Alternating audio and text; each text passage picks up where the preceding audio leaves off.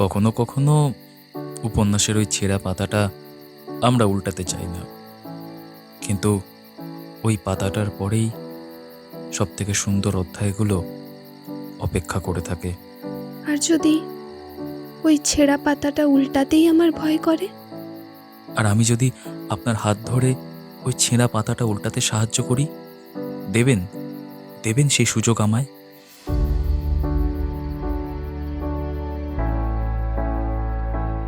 এই আপনার ব্রেকআপ হয়েছে? আরে হ্যাঁ, আপনাকেই জিজ্ঞাসা করছি। আর সেই ব্রেকআপের পর নিশ্চয়ই মনে হয়েছে যে পুরো পৃথিবীর সব ছেলে কিংবা মেয়ে এরকমই, ওই औरत एंड मर्जात ऐसा ही है, ওই রকমই ব্যাপারটা আর কি। অতএব আপনার মস্তিষ্ক নিশ্চয়ই বলে উঠেছে প্রেমই করবেন না আর কোনো দিন। এই কি বললেন যে আপনার এখন আবার একজনকে ভালো লেগে গেছে? দেখলেন দেখলেন এই হতচ্ছাড়া মনটা না, এর যে অচেনা মনের গলিতে ট্রাভেলের শখটা কবে মিটবে ভগবান জানেন। যাই হোক, আজকের গল্পটাও আপনার আর আমার মতনই ওই নিছক প্রেমে পড়ার গল্প, বা টু বি ভেরি স্পেসিফিক, প্রেমে পড়তে ভয় পাওয়ার গল্প। আর এর শেষে সেই ভয়টা কাটিয়ে নতুনের শুরু হবে, নাকি অতীতের ভয়টাই জিতে যাবে, এটা জানার জন্য আপনাকে গল্পটা শুনতে হবে। আমি আপনাকে ক্লাইম্যাক্সটা বলতে পারবো না, প্রোডাকশনের লোকেরা রামপাট খেলাবে। তো যাই হোক, আর বেশি দেরি না করে চলুন শুরু করি আমাদের আজকের গল্প, সাদিয়া খাতুনের কলমে প্রেম প্রেম। So just chill and live in the moment with one and only গল্পতেই জব্দ, কারণ যেখানে শব্দ থামে সেখানে গল্প নামে।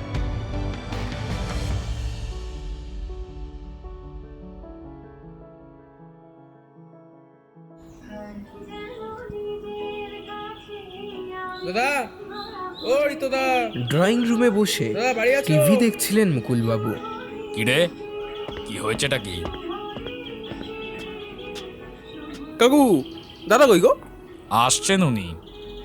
তা আজ আবার কোথায় চললেন বাবুরা? কেন, দাদা বলেনি? হ্যাঁ, না বললেও আজকাল আর আমি শুনি না। সারাদিন শুধু এর তার ফটো তুলে বেড়ানো। বলি, নিজে এবার বিয়ে থা কর। কতদিন এভাবে একা একা তোর জন্য অপেক্ষায় বসে থাকবো আমি? হ্যাঁ, রোজকার এই চিলচিৎকারে অভ্যেস হয়ে গেছে ঋতুর। কাঁধে ক্যামেরার ব্যাগ নিয়ে দোতলার ঘর থেকে নামতে নামতে সে বলল, তার মানে তোমার সঙ্গে বসে আমার জন্য অপেক্ষা করার একটা লোক চাই, তাই তো? তাহলে তুমি একটা বিয়ে করে নাও না কাকু। এই জুতোটা কোথায় গেল দেখি তো। হাসতে হাসতে বাড়ি থেকে প্রণবকে নিয়ে বেরিয়ে গেল ঋতুবান। দেখো, একটা সপ্তাহ থাকবো না, সাবধানে থাকবে। আর অসুবিধা হলে কিন্তু ফোন করবে।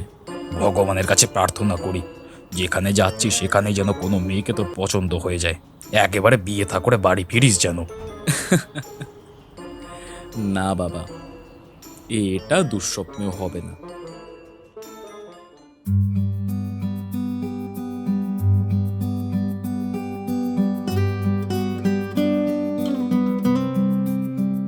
ঋতুবান মুখার্জি, বয়স 30, পেশায় একজন প্রফেশনাল ফটোগ্রাফার। সারাদিন শুধু কাজ আর কাজ, কখনো কাছে পিঠে, কখনো বা দূরে কোথাও গিয়ে থেকে কাজ করতে হয়। সঙ্গে আবার প্রণব নামের একটি দুষ্টু দোসরও আছে তার। বাড়িতে বাবা মুকুলবাবুকে অধিকাংশ সময়ই একা থাকতে হয়। ঋতুর মা মারা গেছে বেশ কয়েক বছর হলো, তাই একমাত্র ছেলের বিয়ে দিয়ে ঘরে একটি লক্ষ্মীমন্ত বৌমা আনার খুব শখ তার। কিন্তু ছেলেটা একদমই বিয়ে করতে চায় না, বলে বিয়ে করলে নাকি বউ অন্য মেয়েদের ফটো তুলছি দেখে রেগে যাবে। বোঝো কাণ্ড।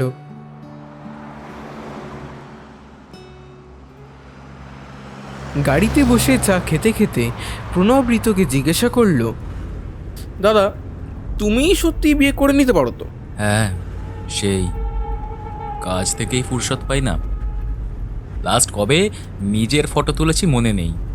ফটো ছাড়, নিজের মুখটা কবে আয়নায় দেখেছি এটাও মনে নেই। নিজেকে ঠিকমতো দাঁড় করাতে গিয়ে না, নিজের সাথে নিজেরই ব্রেকআপ হয়ে গেছে, তার আবার বিয়ে। না দাদা, আমার মন বলছে তুমি খুব তাড়াতাড়ি তোমার স্বপ্নের রাজকন্যার সন্ধান পাবে। পাগল কোথাকার। এই যাই হোক, সমস্ত জিনিসপত্র ঠিকঠাক গুছিয়ে এনেছিস তো? হ্যাঁ, সব ডিগিতে রাখা আছে, ক্যামেরাটা শুধু আমার হাতে। সাবাস তোপসে, তুই পারিসও বটে।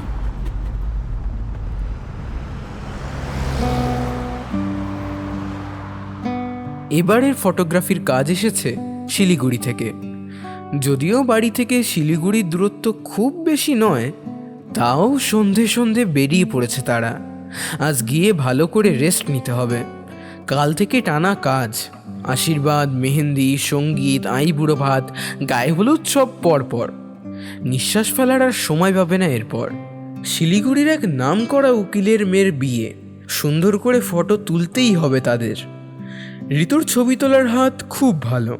ছোট থেকেই এই প্রফেশনে আসার ভীষণ ইচ্ছে ছিল তার। তারপর যত দিন যাচ্ছে এইসবের প্রতি মানুষের আগ্রহ ততই বাড়ছে, তাই বিশেষ করে এই কাজের সঙ্গেই যুক্ত হয়েছে সে।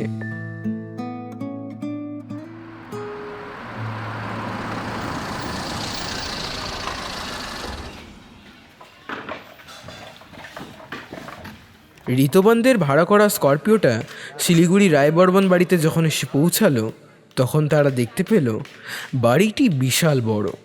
ইতিমধ্যেই লোকজনে গম গম করছে চারিদিক। আসুন আসুন, আমার ছোট মেয়ে ইপ্সিতা রায়বর্মন। ওর বিয়ের ফটো তোলার জন্যই আপনাদের ডেকেছি আমি। অ্যাডভোকেট প্রফুল্ল রায় বর্মনবাবু একেবারে মাটির মানুষ। অগাধ পয়সা থাকলেও মনে কোনো অহংকার নেই তার। নমস্কার স্যার, আপনি আমাদের তুমি করেই ডাকতে পারেন। আমরা আপনার থেকে বয়স এবং সম্মান দুটোতেই অনেক ছোট। নিজেকে কখনো ছোট মনে করতে নেই বাবা। এসো, ভেতরে এসো। তোমাদের জন্য ওপরে গেস্ট রুমে থাকার ব্যবস্থা করা হয়েছে। ইপ্সিতা, এদিকে আয় তো। ফটোগ্রাফার দাদাদের সঙ্গে একবার দেখা করে যা। উকিলবাবুর 24 বছর বয়সী কন্যা ইপ্সিতা, তারই বিয়ের ছবি এবং ভিডিও করে দেওয়ার জন্য ডেকে আনা হয়েছে ঋত এবং প্রণবকে। প্রফুল্লবাবু ডাকে উপরের ঘর থেকে নেমে এলো একটি মেয়ে। ইনি প্রফুল্লবাবুর ছোট মেয়ে ইপ্সিতা রায়বর্মন। নমস্কার। নমস্কার, আমি ঋতবান মুখার্জি। আর আমি প্রণব। প্রণব, চুপ কর। আচ্ছা, আপনার যদি আমাদের ফটোগ্রাফি বিষয়ে মনে কোনো প্রশ্ন থাকে তাহলে করতে পারেন। এ বাবা, একদমই নয়। বাবা আপনাদের নিয়ে এসেছে যখন আমার সন্দেহের কোনো প্রশ্নই নেই। শুধু আমার বিয়ের ফটোগুলো যেন একটু তাড়াতাড়ি পাই, আর ভিডিওগুলো যেন একদম স্বপ্নের মতো দেখতে লাগে। একদম সিনেমাটিক শট আর কি। আপনি একদম নিশ্চিন্তে থাকুন, আপনি যেমনটা চান তেমনটাই হবে। হালকা কথোপকথন করে আবার নিজের ঘরে চলে গেল ইপ্সিতা। ঋত এবং প্রণবও চলে গেল তাদের গেস্ট রুমে। রাতে খাওয়া দাওয়া করে বাইরের বাগানটা একটু ঘুরে দেখতে ইচ্ছে হলো ঋতর। প্রণব ঘরে আছে, এতক্ষণে হয়তো ঘুমিয়েও পড়েছে। ও একটু তাড়াতাড়ি ঘুমিয়ে পড়ে, আবার সকালে ওঠেও তাড়াতাড়ি। ভারী অদ্ভুত একজন ফটোগ্রাফারকে সঙ্গী হিসেবে পেয়েছে ঋত। প্রণবকে ঋত নিজের ছোট ভাইয়ের মতোই স্নেহ করে, তাই ওকে শাসন করার অধিকারও রয়েছে তার। প্রণব ভীষণ হাসি খুশি এবং খোশ মেজাজি একটি ছেলে, তাই ঋতর মনটাও ওর সঙ্গে থাকলে ভালোই থাকে। একটা সিগারেট ধরিয়ে বাগানে এসে হাঁটতে লাগলো ঋত। কি বিশাল বড় বাড়ি রে বাবা, একদম সিনেমায় দেখানো বাড়িগুলোর মতো। চারপাশটা চোখ ঘুরিয়ে ঘুরিয়ে দেখছিল ঋত। ঠিক তখনই তার চোখ গেল উপরের 3 তলার ব্যালকনিতে দাঁড়িয়ে থাকা একটি মেয়ের দিকে। ছিপছিপে গড়নের একটি উজ্জ্বল শ্যামবর্ণা মেয়ে এসে। মুখের নকশাটা তার ভীষণ সুন্দর, চোখ দুটো একেবারে যেন সাগর সমান গভীর। আর সেই চোখেই কিছুক্ষণের জন্য হারিয়ে গেল ঋত। কিন্তু ঋত তাকে দেখলেও মেয়েটা প্রথমে তাকে খেয়াল করেনি, হয়তোবা খেয়াল করতে চায়নি। অন্যমনস্ক হয়ে তাকিয়ে আছে দূরের বড় রাস্তাটার দিকে। ফটোগ্রাফারের চোখ মশাই, তাই দূর থেকে দেখেই বুঝতে পেরে গেল মেয়েটার চোখের দৃষ্টি। কিছু যেন খুঁজছে তার চোখ। মুখের দিকে তাকালেই কেমন যেন মায়া লাগে তার। দাদা, বলছি যে ইনি কে? সামনে দাঁড়িয়ে থাকা একজনকে জিজ্ঞাসা করলো ঋতু। ও, ওইটা ওইটা তো বাবুর বড় মেয়ে গো, লাবণ্য দিদি। বড় ভালো মেয়ে গো। হেসে উত্তর দিল লোকটা। তুমি চেনো ওনাকে? হ্যাঁ, তা চিনো না? 10 বছর এ বাড়িতে বাবুর গাড়ি চালানোর কাজ করছে। লাবণ্য দিদির মতো মেয়ে হয় না। আচ্ছা আচ্ছা আচ্ছা, তা তুমি কি এখানেই থাকো? না, থাকি না, যাওয়া আসা করি।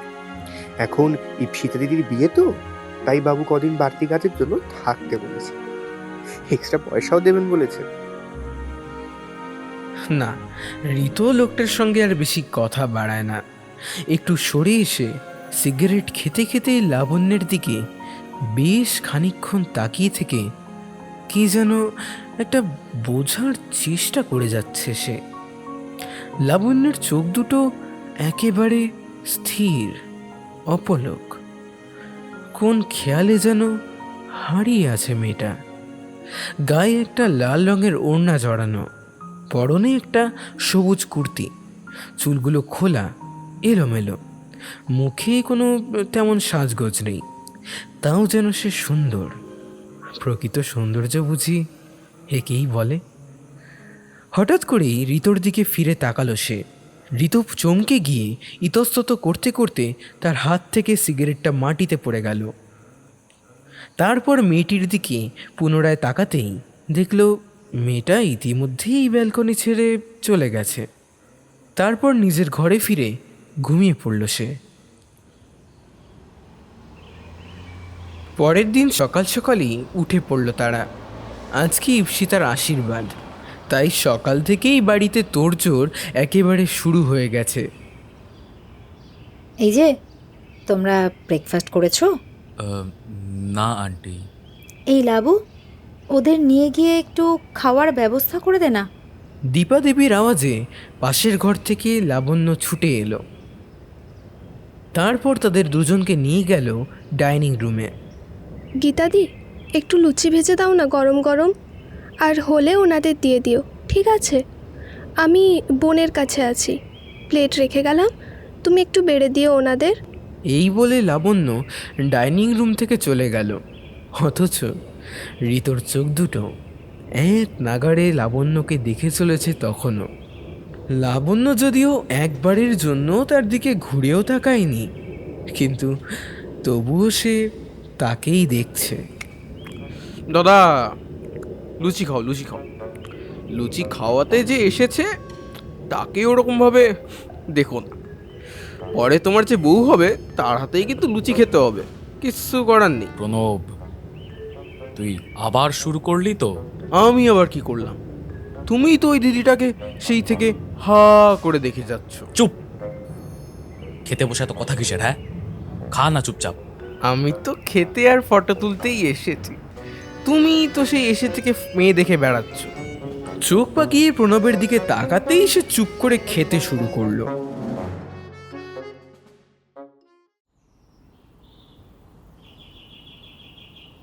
ইপসিতার আশীর্বাদের আগে কিছু ছবি ও ভিডিও করে নিচ্ছিল ঋতু এবং প্রণব। ঠিক তখনই ঋতুর চোখ পড়ল লাবণ্যর দিকে। ইপসিতার কিছু ছবি তোলার সময় অনেকেই এসে এসে তার সঙ্গে ছবি তুললেও লাবণ্য যেন সব কিছু থেকে নিজেকে কেমন যেন একটা গুটিয়ে নিয়ে এক কোণে চুপ করে দাঁড়িয়ে আছে। আচ্ছা বেশ, আপনারা তৈরি হয়ে গেলে আমি বাকি ছবিগুলো তুলব। আপাতত এইটুকুই থাক। হ্যাঁ, আচ্ছা, ঠিক আছে। ঋতু লাবণ্যর দিকে ক্যামেরা ঘোরাতেই সেখান থেকে মুখ সরিয়ে নিয়ে দৌড়ে কোথাও যেন একটা চলে গেল লাবণ্য। ব্যাপারটা খুব আশ্চর্য লাগলো ঋতুর। কি হলো, উনি ওইভাবে চলে গেলেন কেন? নিজেকে নিজেই প্রশ্ন করে ঋতু। ছবি তোলে না বাবা, ক্যামেরা দেখলেই কেমন ইতস্তত বোধ হয় ওর। তারপর দৌড়ে নিজের ঘরে চলে যায়। হ্যাঁ, কিন্তু কেন? প্রফুল্লবাবু আর কিছু বললেন না। হয়তো একটু বাঁধো বাঁধো লাগছে তার। ঋতর কাঁধ চাপড়ে মুচকি হেসে মাথা নেড়ে চলে গেলেন তিনি। দুপুরবেলায় ঈপ্সিতার আশীর্বাদ পর্ব শুরু হয়ে গেল। ঋতরও সবার সঙ্গে ঈপ্সিতার ছবি তুলতে তুলতে ব্যস্ত হয়ে পড়ল। বিয়েবাড়ির হইহট্টগোলে মেতে উঠল চারিদিক। সকলের হাসি আনন্দে ভরে গেল গোটা রায় বর্মন বাড়ি। ঈপ্সিতার হবু বরেরও আজকেই আশীর্বাদ হবে, তাই সেও এসেছে এই বাড়িতে। তাই হবু বর কনের একসাথে কিছু ছবিও তুলতেই হবে। সেই সমস্ত কিছু এক এক করে সেরে ফেলতে লাগলো ঋত এবং প্রণব। কিন্তু সে খেয়াল করল সকলে, এমনকি ঈপ্সিতার বাবা মা ও অন্যান্য আত্মীয় স্বজনরা এসে পড়লেও, ঈপ্সিতার সঙ্গে বিভিন্ন ছবি তুললেও লাবণ্য কিন্তু একবারও আসেনি। কেউ তাকে ডাকেনি যদিও। হ্যাঁ, ঈপ্সিতা একবার খুঁজেছিল তাকে, কিন্তু সে আসেনি। ব্যাপারটা কেমন যেন খটকা দিল ঋতকে। কাপল ফটোশ্যুট শেষ করে ঈপ্সিতাকে উদ্দেশ্য করে ঋত বলল, বলছি আপনার দিদিকে ডাকুন না একবার। উফ, ডেকে ডেকে আমার মুখ ব্যথা হয়ে গেছে দাদা। ও কিছুতেই আসছে না। কি করি বলুন তো আমি এখন? আর আপনি প্লিজ আমাকে তুমি করে বলুন, আমি আপনার থেকে অনেকটাই ছোট। আচ্ছা আচ্ছা, কিন্তু ব্রাইডের দিদি না থাকলে কেমন একটা দেখায় না? সেটা ব্রাইডের দিদিকে কেই বা বোঝাবে বলুন তো? কেন, তুমিই বোঝাবে। আর না, দিদিকে বেশি ডাকলে না ও খুব রেগে যায়, তাই আমিও আর বেশি ডাকি না। তোমার দিদি কি ক্যামেরা সই? একদমই না। দিদির এত সুন্দর সুন্দর ফটো তোলা আছে, কি যে বলবো। ও ক্যামেরায় নিজের ফটো তুলতে খুব ভালোবাসতো। কিন্তু কিন্তু আ- আচ্ছা, আমি এখন আসি। হ্যাঁ, এই তুমি চলো, মা ওরা খুঁজছে আমাদেরকে হয়তো।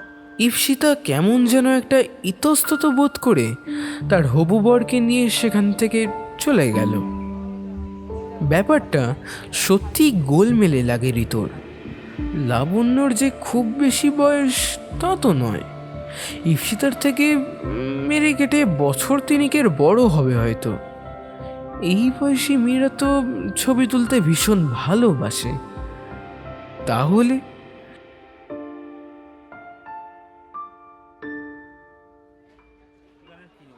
এইসবই ভাবতে ভাবতে কেটে যায় দুপুরবেলা। একটু ফাঁকা হতেই একটু সিগারেটে টান দিতে বার হয় ঋত। বাগানের ওই জায়গাটাতেই যেখানে আগের দিনও দাঁড়িয়েছিল, সেখানেই দাঁড়িয়ে সে সিগারেট খেতে থাকে। ঠিক তখনই সে দেখতে পায় বাড়ির মেন গেটের কাছে লাবণ্য একটি বাচ্চা মেয়েকে কোলে নিয়ে আদর করছে। ঋতর গলায় ডিএসএলআরটা তখনও ছিল। সঙ্গে সঙ্গে সিগারেটটা ছুঁড়ে ফেলে দিয়ে লাবণ্যর অগোচরে তার বেশ কয়েকটা ক্যান্ডিড ফটো তুলে নেয় সে। তারপর ছবিগুলোকে ভালো করে দেখতে থাকে। ঋত খেয়াল করল লাবণ্যর নিষ্পাপ চোখে একটা দুঃখের ছাপ, হাসিতে একটা কষ্ট, কিছু যেন গোপন করতে চাইছে সে। খুব মায়া লাগে তার অমন মুখটা দেখলে। বুকের ভেতরটা কেমন যেন তোলপাড় করে ঋতর। একটা ইয়াং মেয়ে, তার আবার এত কিসের দুঃখ?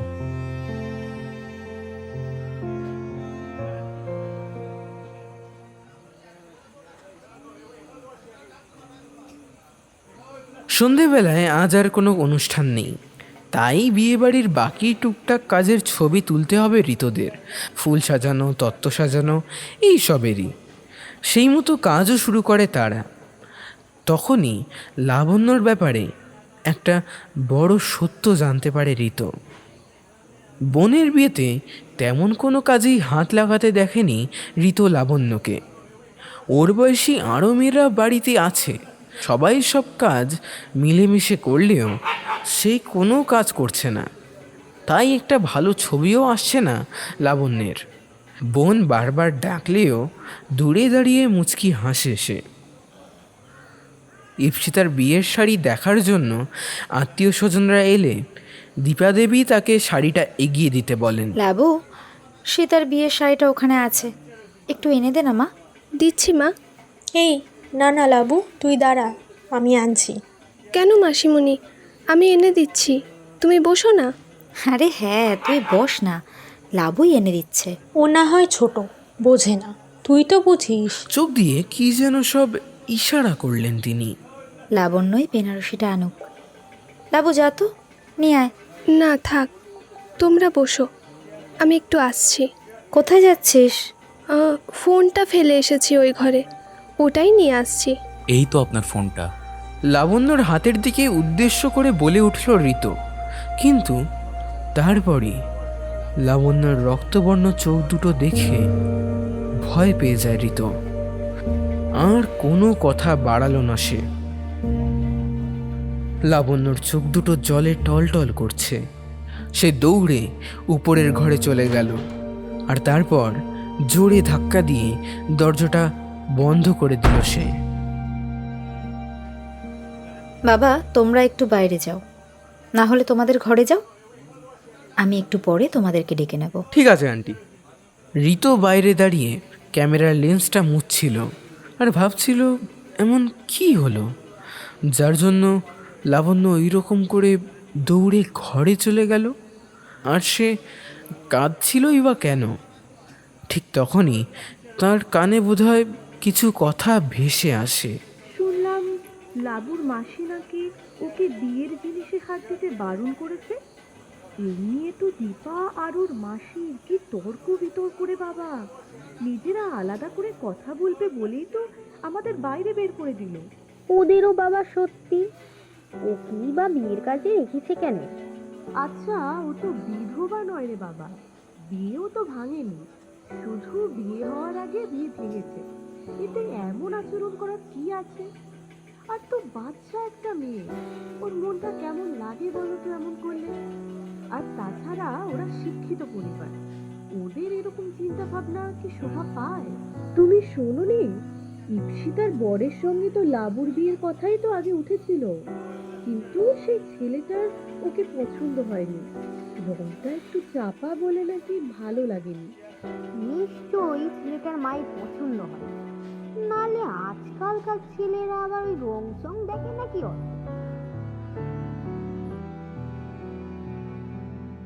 এই বলে দিব্যি নিজেদের মধ্যে গুজগুজ করতে করতে চলে গেলেন তারা।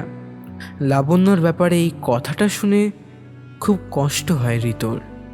কিছুক্ষণ পর দীপা দেবী তাদের ভেতরে ডাকলেন। এরপর আর একটিও ছবি তোলার সময় লাবণ্যকে আর দেখতে পায়নি ঋতু।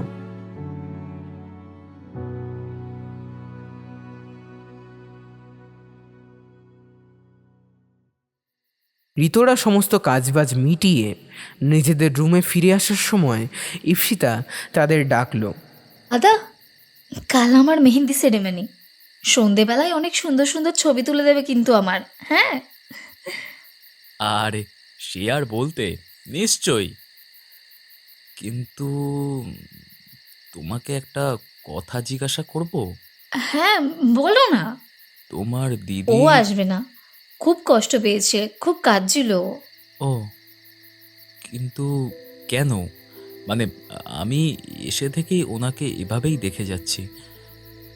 যদি আপত্তি না থাকে তাহলে আমি কি জানতে পারি? আসলে দিদির না আগে একটা বিয়ে ঠিক হয়েছিল, ছেলেটা দিদিকে দেখেই পছন্দ করে বিয়ে করতে চেয়েছিল, সব ঠিকও হয়ে গিয়েছিল, কিন্তু হঠাৎ করেই বিয়ের ঠিক 2 সপ্তাহ আগে ছেলেটা জানায় সে বিয়েটা করতে পারবে না।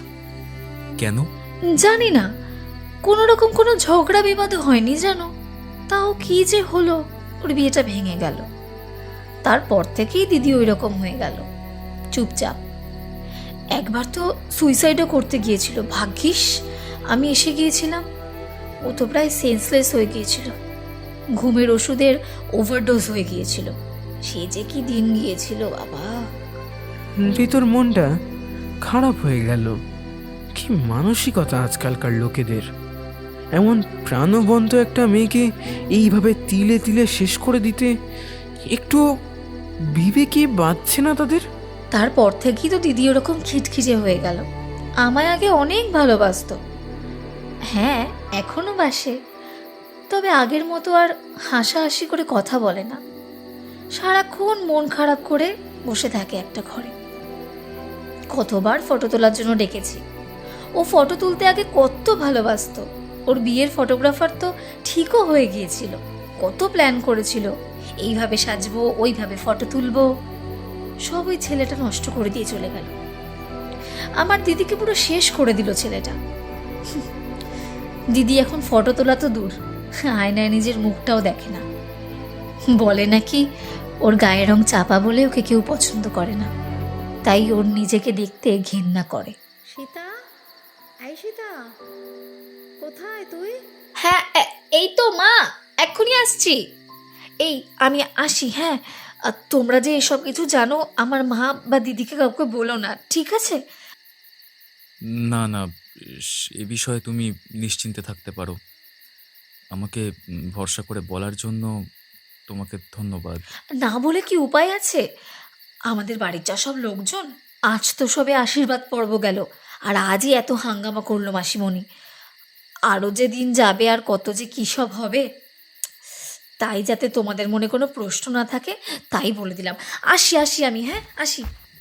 এই বলে চলে গেল ইপ্সিতা। ঋতুর কেমন যেন তখনও কষ্ট হচ্ছে। হ্যাঁ, লাবণ্যকে তার প্রথম দেখাতেই ভালো লেগেছিল, তবে যে শুধুই ভালো লেগেছে বলে কষ্ট হচ্ছে তা না। সমাজের এই প্রচলিত নিয়মগুলোর প্রতি বরং একটা তীব্র ঘৃণা হচ্ছিল তার। একটা মেয়ের বিয়ে ভেঙে গেছে বলে কি তাকে এইভাবে দূরে সরিয়ে রাখা যায়? আর তখন ওই প্রতিবেশীরা কে যেন বলছিল বিধবা নয় বলে কাজ করতে দিতে। তাহলে কি ও যদি সত্যিই বিধবা হতো তাহলে কি ওনারা বেশি খুশি হতেন? ছি, কি নোংরা এই দেশের মানুষের মানসিকতা! আপনাদের মা খেতে ডাকছে, আসুন। আপনি খেয়েছেন? আমি? হঠাৎ আমার খাওয়ার খোঁজ নিচ্ছেন কেন? কেন নিতে পারি না? আপনি কে? আপনাকে কেন উত্তর দেব আমি? খেতে ডেকেছে, খাবেন, আসুন। কড়া গলায় বলে চলে গেল লাবণ্য। পরের দিন সকালে আর তেমন কাজ নেই তাদের। ঘরের মধ্যে বসে আগের দিনের তোলা ছবিগুলো দেখছিল ঋতু। বিশেষ করে লাবণ্যর ছবিগুলো ভালো করে দেখছিল সে। এই খবর ভাগ্যিস প্রণব এখনও গুণাক্ষরেও টের পায়নি, না হলে ঋতুর পেছনে লেগে ওকে একেবারে অস্থির করে তুলত। ঠিক তখনই লাবণ্য এসে উপস্থিত হয় দরজায়। আসবো? আরে আপনি আসুন আসুন। আপনার সঙ্গে একটু কথা বলতে পারি? হ্যাঁ হ্যাঁ, নিশ্চয়ই, বলুন না। কাল রাতের জন্য সরি। আসলে আমার মাথাটা না একটু গরম ছিল। আমার আপনাকে ওইরকমভাবে বলাটা একদমই উচিত হয়নি। I am really sorry. এ বাবা, না না, এরকমভাবে বলবেন না প্লিজ। না, আপনি তো কোনো দোষ করেননি। আমি অন্যের রাগটা শুধু শুধু আপনার উপর দেখিয়েছিলাম। সরি। ঋতু লাবণ্যর কথা কতটা শুনেছে এই বিষয়ে যথেষ্ট সন্দেহ আছে, কারণ ও তখন এক দৃষ্টিতে তাকিয়েছিল শুধু লাবণ্যর ওই নিষ্পাপ মুখটার দিকে। কি এমন অসুন্দর সে যে তাকে এইভাবে কেউ ফিরিয়ে দেয়? কি সুন্দর দেখতে তাকে, কি সুন্দর তার চোখের চাহনি। শুধু কি গায়ের চামড়ার রং সাদা হলেই মানুষ সুন্দর হতে পারে? দাদা, কিছু তো বলো। দিদি একা একাই সেই থেকে বলে চলেছে। প্রণবের ডাকে সম্বিত ফিরল ঋতুর। হ্যাঁ, না না লাবণ্য, আপনি একদম নিশ্চিন্তে থাকুন, আমি রাগ করিনি। আমি এমনিতেই একটু কম রাগ করি। হ্যাঁ, পাড়ার মোড়ে কাকুকে একটা লোক একবার উল্টো পাল্টা কথা বলায় দাদা তাকে রাস্তায় ফেলে মেরেছিল। সত্যি দাদা কি কম রাগ করে। প্রণব, না না, কিছু না কিছু না। লাবণ্য এবারে আর থাকতে পারল না। প্রণব এবং ঋতর এই হাস্যকর কথোপকথন শুনে প্রচণ্ড হাসি পেয়ে গেল তার। সে খিলখিলিয়ে হেসে উঠল। ঋতু তখন এক দৃষ্টে তাকিয়ে রয়েছে লাবণ্যের দিকে। কি মিষ্টি লাগে তাকে মন খুলে হাসলে। কতদিন পর হয়তো আজ সে হাসছে। তার এই হাসির মধ্যে কোথাও যেন একটা চাপা দুঃখ। এই হাসি যদিও বেশিক্ষণ ধরে রাখতে পারেনি লাবণ্য। একটুখানি হেসেই হয়তো নিজের জীবনের কষ্টগুলো মনে পড়ে যায় তার। তাই কিছুক্ষণ পর হঠাৎ করেই চুপ করে যায় সে। আপনারা যখন থেকে এসেছেন তখন থেকে ঋতুবাবু আপনাকে চোখ রাঙাচ্ছে, আর আপনি শুধু বকুনিই খাচ্ছেন। ও আমার এসব অভ্যেস আছে দিদি। দাদার সঙ্গে নয় নয় করে বেশ কয়েকটা বছর তো হলো কাজে গিয়েছি, অভ্যেস হয়ে গেছে আর কি। ভাইটি, তুই মুখ খুললেই কেন আগডুম বাগডুম কথাবার্তা বলিস? আহা, ওনাকে আপনি শুধু শুধু বকুনি দেন। আচ্ছা, আমি এখন আসি কেমন? লাবণ্যর চলে যাওয়াটা দরজার সামনে দাঁড়িয়ে থেকে দু চোখ ভরে দেখতে থাকে ঋত। কুছ কুছ হোতা হ্যায় প্রণব, তুম নেই সমঝোগে, তাই না দাদা? হ্যাঁ হ্যাঁ। কি সত্যি? কংগ্রাচুলেশনস! আমি এক্ষুনি কাকুকে ফোন করে বলছি তোমার ছেলে বৌমা পেয়ে গেছে। হ্যাঁ? না, এইবারে আমি বুঝতে পারছি, জানিস তো কি দাদা? কেন তোকে দেখলেই আমার বাবা জুতোটা নিয়ে তাড়া করতে চায়। ও দাদা, গর্ধব কোথাকারের। এইভাবে ঋত ও লাবণ্যের পরিচয়টা হলো ঠিকই, তবে দিল্লি এখনো অনেক দূর। প্রণব সবটাই বুঝতে পেরেছিল, তাই ঋতর পেছনে লেগে থাকে সব সময়।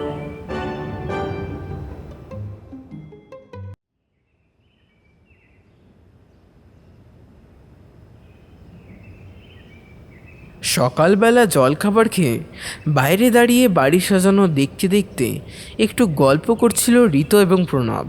ঠিক তখনই তাদের কাছে এলো ঈপ্সিতা। দাদা, তোমাকে যে কি বলে ধন্যবাদ দিই। সে কি? আমি আমি কি করলাম?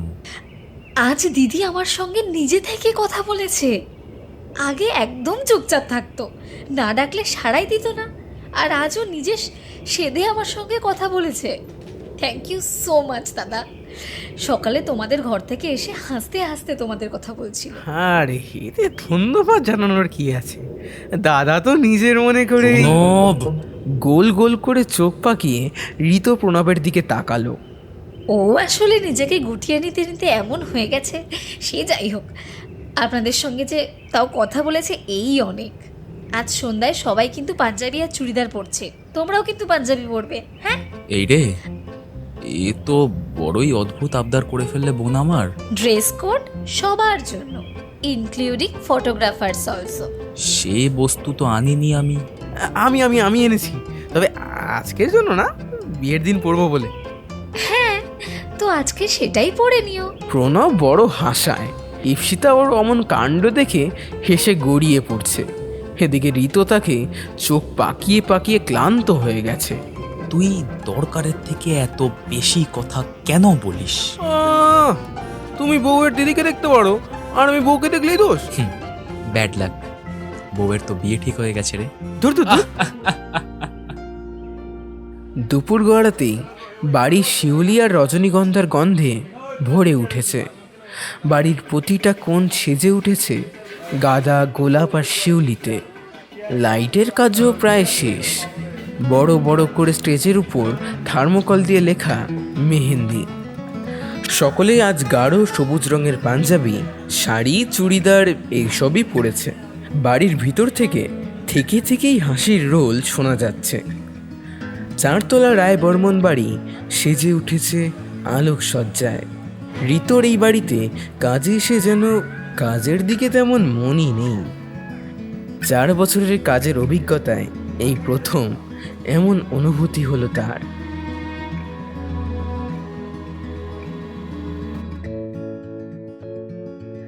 বিকেলে অনুষ্ঠান শুরু হওয়ার আগেই বাইরে ক্যামেরা হাতে দাঁড়িয়েছিল ঋতু। যদিও উদ্দেশ্যটা চা খাওয়ার, তবে লাবণ্যকে অনবরত খুঁজে বেড়াচ্ছিল তার চোখ। তার মাথায় এখন একটা অদ্ভুত বুদ্ধি খেলে যাচ্ছে। ঠিক সেই সময় লাবণ্য বাইরে এলো, হাতে একটা মাটির প্রদীপ। প্রদীপটাকে বাইরের সদর দরজার সামনে রেখে সেটাকে জ্বালাতে লাগলো আনমনে। বুঝতেও পারল না ক্যামেরায় একটা শব্দ হলো। যদিও খুব লুকিয়ে লাবণ্যর চোখকে ফাঁকি দিয়ে বেশ খানিকটা দূর থেকেই ঋতুকে এই কাজটা করতে হয়েছে, তবুও যেন ঋতুর এই কাজে বেশ রোমাঞ্চ অনুভব হয়। তারপর চুপচাপ স্টেজের কাছে চলে আসে সে। কিছুক্ষণ পর মেহেন্দির অনুষ্ঠান শুরু হলো। ঋতু একের পর এক সুন্দর সুন্দর ছবি তুলতে শুরু করলো। লাবণ্য কিন্তু এখনো অনেক দূরে দাঁড়িয়ে থেকে দেখছে আর হাসছে। তবে সেই হাসির মাঝেই কষ্ট লুকিয়ে আছে তার। হয়তো বোন চলে যাবে, তার জন্য এই কষ্ট। বিয়ে ভেঙে যাওয়ার কষ্ট তো আছেই, তবে ছোটবেলার কাটানো বোনের সঙ্গে সমস্ত স্মৃতি আজ বুঝি তার মনকে আন্দোলিত করছে। ঋতু এক সময় তার দিকে ক্যামেরা তাক করতেই লাবণ্য বুঝতে পেরে গিয়ে বলল, আমার ছবি তুলবেন না প্লিজ, আমার ভালো লাগে না। কিন্তু কেন? আমার ছবি তুলতে ভালো লাগে না। আর কোনো কথা বাড়ায় না ঋতু। কিন্তু আস্তে আস্তে লাবণ্য খেয়াল করলো ঋতু তার দিকেই তাকিয়ে থাকে। হ্যাঁ, ক্যামেরার মধ্যে দিয়ে হলেও যেন তার চোখ দুটো লাবণ্যকেই খুঁজে বেড়ায়। লাবণ্য ও ঋতুর চাহনি বুঝতে পারে। একটু অস্থির হয়ে যায় সে মাঝে মাঝে, কিন্তু এবারেও যদি তার মন ভেঙে যায়, এই ভেবেই সে নিজের মনকে সাবধান করে দেয় বারবার। লাবণ্য আজকেও সাজেনি। একেবারে সাদামাটা সবুজ রঙের একটি চুড়িদার পরে শুধু এসেছে সে।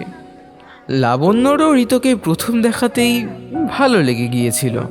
লম্বা চওড়া চেহারার একটা সুদর্শন পুরুষ। যে কোনো মেয়েরই এমন ছেলে দেখলে ভালো লাগারই কথা।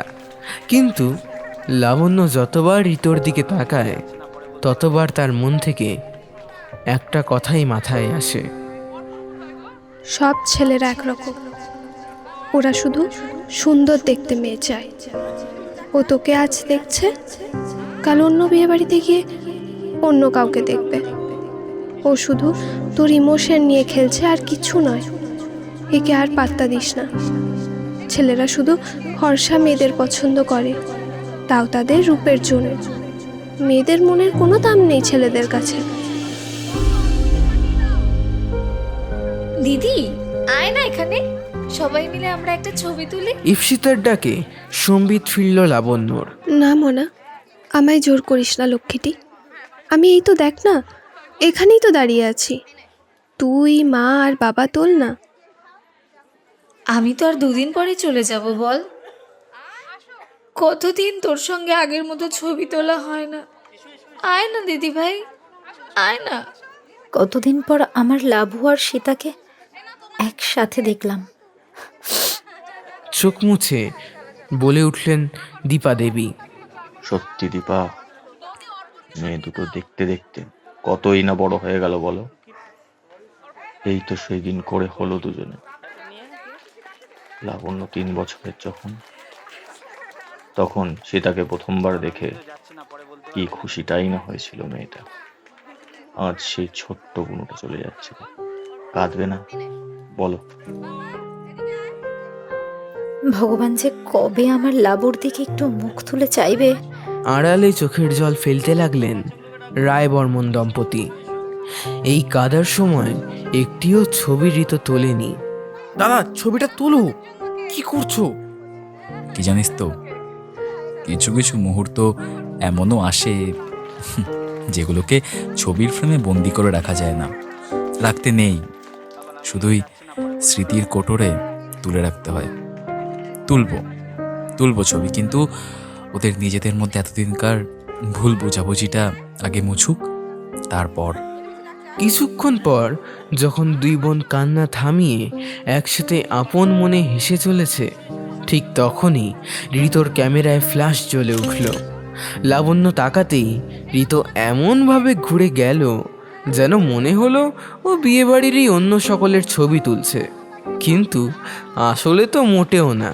সেই ঈপ্সিতার ছবি এখনও তোলেনি, তুলল শুধু লাবণ্যের কান্নার পর হাসি মুখটার ছবি।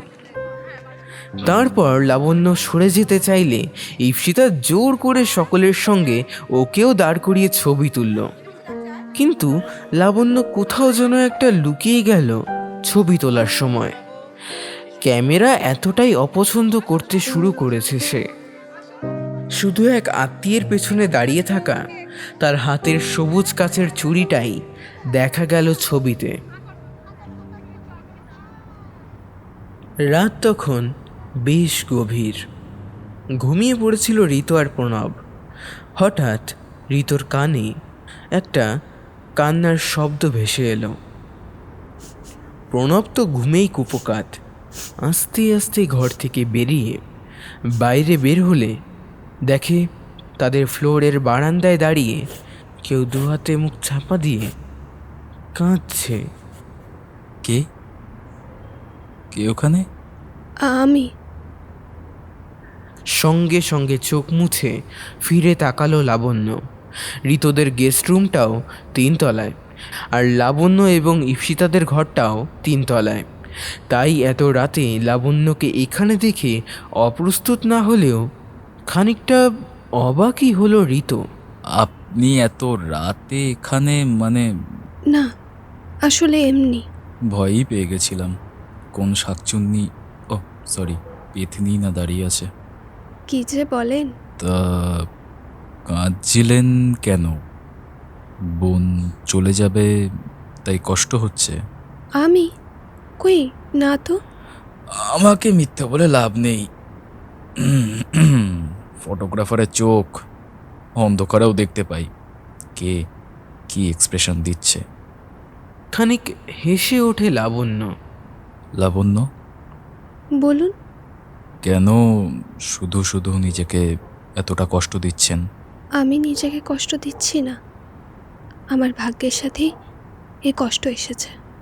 যেদিন আপনার হবু স্বামী আপনাকে ফিরিয়ে দিয়েছিলেন তখন থেকেই আপনি ভাবছেন আপনার জীবনটা বোধহয় এইখানেই শেষ।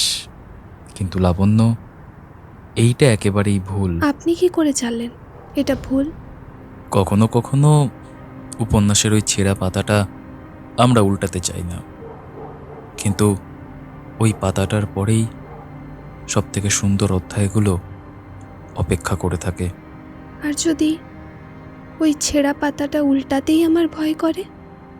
আর আমি যদি আপনার হাত ধরে ওই ছেঁড়া পাতাটা উল্টাতে সাহায্য করি, দেবেন সেই সুযোগ আমায়? লাবণ্যর চোখ দুটো বিস্ফোরিত হয়ে ঋতুর দিকে তাকিয়ে রইল। তার যেন নিজের কানকেই বিশ্বাস হচ্ছে না। আর ঋতু এ কি বলছে? লাবণ্যর চোখ অন্ধকারে চকচক করছে, জলে ভরে গেছে তার চোখ দুটো। ঋতু স্পষ্ট দেখতে পাচ্ছে সেটা। ঋতু এবার আর নিজেকে সামলাতে পারে না। লাবণ্যর হাতটা শক্ত করে নিজের হাতে চেপে ধরল সে। কি করছেন আপনি? আমি আপনাকে এইভাবে দেখতে পারছি না লাবণ্য। আমি আপনাকে কি আমাকে?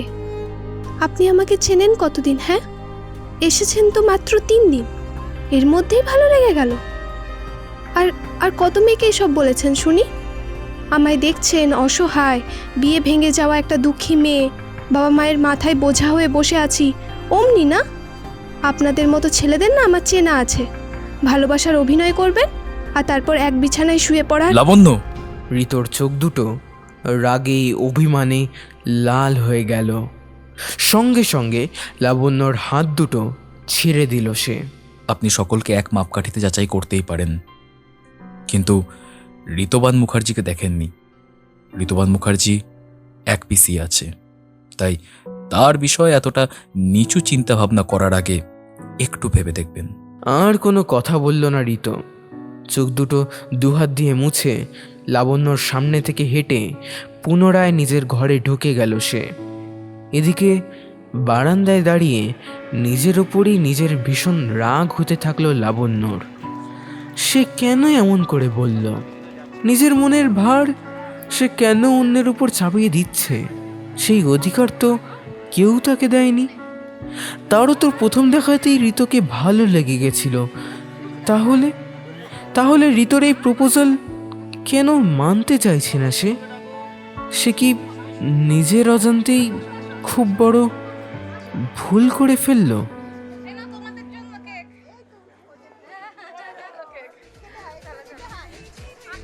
সকাল হতেই আজ দেরি যা। গান বাজনা শুরু হয়ে গেছে সেই কোন সকাল থেকেই। ছোট ছোট বাচ্চারা ইতিমধ্যেই নাচতে শুরু করে দিয়েছে গানের তালে। বড় মেয়েগুলো কম যায় না যদিও। সকলেই লাস্ট মিনিট রিহার্সালে ব্যস্ত। সন্ধেবেলায় সঙ্গীতের অনুষ্ঠান। আজ ছেলে পক্ষ থেকেও লোক আসবে। টিম ব্রাইড ভার্সেস টিম গ্রুমের ডান্স কম্পিটিশন। আজ হই হুল্লোড় চরমে উঠবে। তাই সকাল থেকেই গম গম করছে গোটা বাড়ি। প্রণব বাইরে দাঁড়িয়ে এসব উপভোগ করলেও ঋতোর আজ সকাল থেকেই কোনো পাত্তা নেই। প্রণব, প্রণব, হ্যাঁ দিদি বলো। তোমরা খেয়েছো? আমি খেয়েছি, কিন্তু দাদা আজকে খেলো না। কেন? বললো খিদে নেই। কিন্তু শরীরটা বোধহয় বেশি ভালো নয়। রাত জেগে এডিটিংয়ের কাজ করে তো, হয়তো পেট গরম হয়েছে। কিছু বলছিল? কি ভালো গো দিদিটা, তুমি খেয়েছো কি না খোঁজ নিচ্ছিল। আর তুমি দেখো আমায় দিয়ে মিথ্যে কথা বলালে। সাইড টেবিল থেকে মিষ্টির দোকানের প্যাকেটটা খুলে সেখান থেকে কচুরি আর আলুর তরকারি খেতে খেতে ঋতো বলল, ওরে আমার সত্যবাদী যুধিষ্ঠির রে, দেখ আমার ফিলিংসের কোনো দাম ওর কাছে নাই থাকতে পারে, কিন্তু আমার এথিক্সের দাম আমার কাছে অন্তত আছে। আর মিথ্যেটা কি বলেছি? হ্যাঁ, ওদের বাড়ির খাবার তো খাইনি, বাইরে থেকে খাবার আনিয়ে খাচ্ছি। প্রেম করছো তুমি, প্রেমিকার সঙ্গে ঝগড়াও করছো তুমি, আর ওই জন্য মিষ্টির দোকান থেকে কচুরি আর আলুর তরকারি কিনে আনবো আমি? এ কেমন কথা হলো? কেন রে, তুই খাবি একটু? না থাক, আমি তো বৌদির বাড়ির খাবার খেয়েছি। বৌদি, এত স্বপ্ন দেখিস না আর আমাকেও দেখাস না, বুঝলি? যা এখান থেকে যা। যদিও কাল রাতের ঘটনা ঋতো তেমন কিছুই বলেনি প্রণবকে, বলাটা উচিত বলে মনে করে না সে। যদিও লাবণ্যের কথায় বিশেষ কিছু মনে করেনি ঋতো, কিন্তু তবুও একটু মন খারাপ তো হয়েছেই। কিন্তু সে বুঝতে পেরেছে লাবণ্য কোন অবস্থায় দাঁড়িয়ে তাকে এই কথাগুলো বলেছিল। মনে একটা আশঙ্কা লাবণ্যর রয়েই গেছে। এই ভয় এত সহজে তো ঋতো কাটাতে পারবে না। এদিকে লাবণ্যর চিন্তা হচ্ছে ঋতোকে অমনি করে বলাটা তার একদমই উচিত হয়নি। যদি ঋতো না খাওয়া দাওয়া করে থাকে তাহলে তখন কি হবে? কিন্তু সে এই চিন্তা করছেই বা কেন? ঋতুবাবু কি রাগ করেছেন? না না, আমার যে মাঝে মাঝে কি হয় না, ওনাকে আমি ওভাবে না বললেও তো পারতাম। মনে মনেই বলে উঠল লাবণ্য। এই দিদি, কি ভাবছিস? হ্যাঁ, কই কিছু না তো। তোর নিশ্চয়ই কিছু হয়েছে, বল না দিদি ভাই, কি হয়েছে বল। আসলে তুই চলে যাবি তো, তাই। একটা সলিউশন আছে আমার কাছে, তাহলে তোরও আর মন খারাপ করবে না। কি? তোরও যদি এই বিয়ে বাড়িতে কারোর সঙ্গে বিয়ে। খিলখিল করে হেসে উঠল ঈপ্সিতা। সেও আন্দাজ করতে পেরে গেছে ঋতো আর লাবণ্যের মধ্যে নিশ্চয়ই কিছু চলছে, না হলে মাঝে মাঝেই দুজনকে আলাদা করে দেখতে পাওয়া যায় কেন? আর গতকাল রাত্রে ফিস ফিস আওয়াজ পেয়ে বাইরে চুপি চুপি এসে ঈপ্সিতা ঋতো ও লাবণ্যকে একসাথে কথা বলতে দেখেছিল। মনে মনেই দিদির জন্য বেশ খুশি হয়েছিল সে। আমি জানি না, আজ তোকে আমার সঙ্গীতের অনুষ্ঠানে সাজতেই হবে, বুঝেছিস? কেন জোর করছিস বোন? তুই তো জানিস আমার সাজতে ভাল লাগে না। আমার সাজলে একদম ভালো লাগে না। তোকে কে বলেছে তোকে আমার দিব্যি, তোকে সাজতেই হবে। ঈপ্সিতার এত জোড়াজুড়িতে অবশেষে লাবণ্য রাজি হলো। সন্ধে হলো। ঈপ্সিতা লাবণ্যকে সুন্দর করে সাজিয়ে দিল।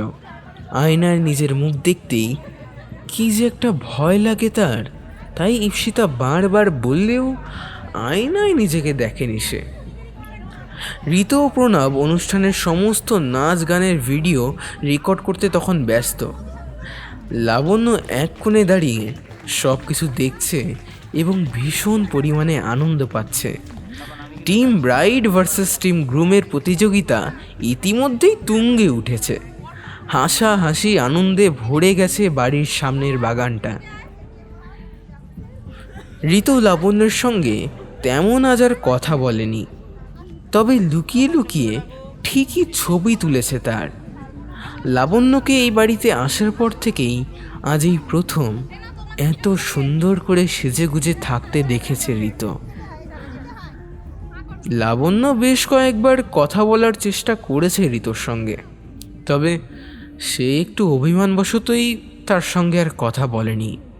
সে দেখতে চায় লাবণ্য কি তার প্রতি দুর্বল, নাকি এ শুধুই তার নিজের মনের ভুল। লাবণ্যর দিক থেকে যদিও চোখ ফেরাতে পারছে না সে। না সাজলেই যাকে এত সুন্দর দেখায়, সাজলে তো তাকে আরও সুন্দর দেখাবে, এটাই স্বাভাবিক।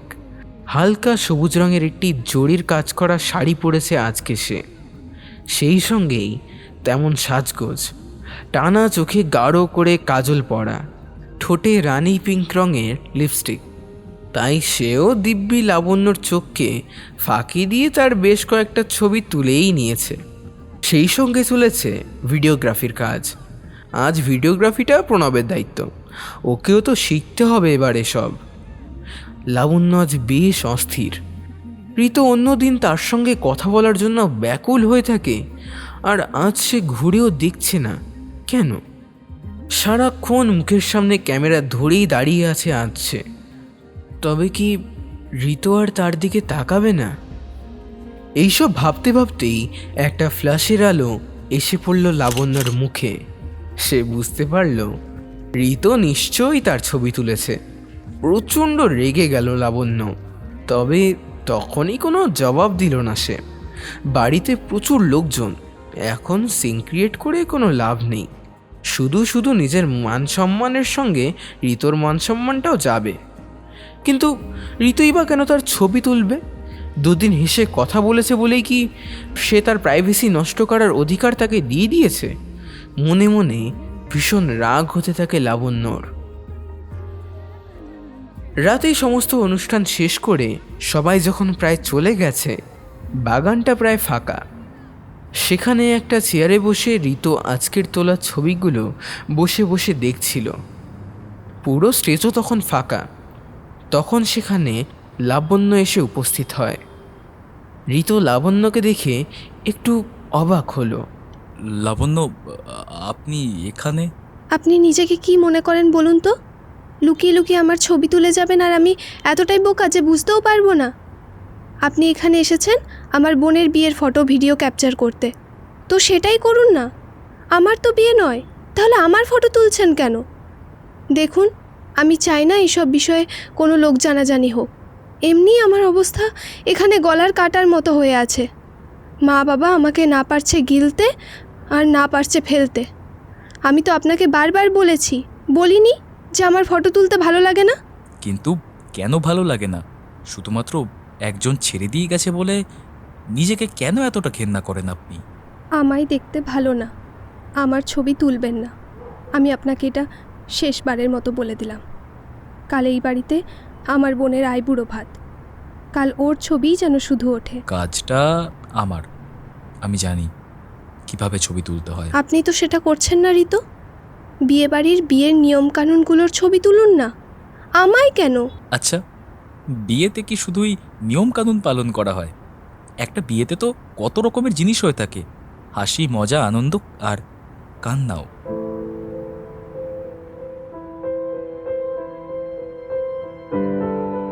সেই সব আমাদের ক্যাপচার করতে হয়। বিয়েতে কি শুধুই বর কনের মধুর মিলন? না না না না না, বিয়ের অনুষ্ঠান একটা অকৃত্রিম হাসি ও কান্নার অনুষ্ঠান। বলুন, কেন আপনি ছবি তোলেন না? আপনি বলুন, কেন আপনি আমার ছবি তোলার জন্য এত মরিয়া? কখনো কখনো মানুষের মধ্যে কিছু চাপা কষ্ট থাকে, যেগুলো মুখ ফুটে বেরিয়ে আসে না। বাট আইস ডোন্ট লাই, সে সব বলে দিতে চায়। কি বলে দিতে চায়? তার লুকিয়ে রাখা কষ্ট, তার হৃদয়ের করুণার তোনাদ। কিছুক্ষণ পর চুপ করে থাকে লাবণ্য, তারপর সেখান থেকে চলে যায় সে।